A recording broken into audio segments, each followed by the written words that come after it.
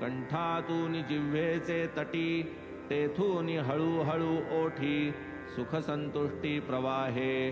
नाही दुजा निंदका परी त्रिभुवनातही कोणी उपकारी निंदा जयाची तयाचे करी परोपरी कल्याण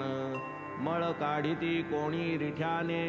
कोणी साबणादिकी साधने कोणी शुद्ध निर्मल जीवने निंदक जिव्हेने काढिती स्वीय मानसिक अधोगती परोपकारार्थ जे साहती अवर्णनीयती महदुपकृती निंदक निश्चिती अतिवंद्य पावलो पावली सावध करीती निंदामिषे दोष कळविती भावी परांचे अनर्थ टाळविती